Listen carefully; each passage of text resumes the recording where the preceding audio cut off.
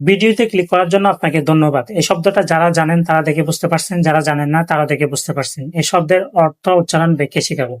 সালামু আলাইকুম, আশা করি সবাই ভালো আছেন। শব্দটা হচ্ছে লন্ডারিং। এর বাংলা অর্থ টাকা সাদা করা, অর্থ পাচার, অবৈধ টাকা বৈধ করার প্রক্রিয়া।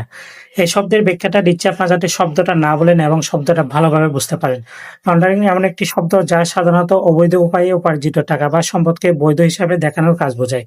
অনেক সময় মানুষ ঘুষ, চুরি, ডাকাতি, মাদক ব্যবসা বা অন্য কোনো অনৈতিক কাজের মাধ্যমে টাকা উপার্জন করে থাকে। সে অবৈধ টাকা সরাসরি ব্যবহার করলে আইনগত সমস্যা হতে পারে। তাই তারা সেই টাকাকে ব্যবসা, সম্পদ কেনা, অন্য কোনো বৈধ খাতে ব্যবহার করে বৈধ হিসাবে উপস্থাপন করে। এই পুরো প্রক্রিয়াকে বলা হয় লন্ডারিং বা অর্থ পাচার। এটি সমাজের জন্য খুব ক্ষতিকর, কারণ এতে অপরাধীরা অন্যায়ভাবে লাভবান হয় এবং দেশের অর্থনৈতিক ব্যবস্থায় নেতিবাচক প্রভাব ফেলে। আশা করি আপনারা শব্দটা ভালোভাবে বুঝতে পারছেন।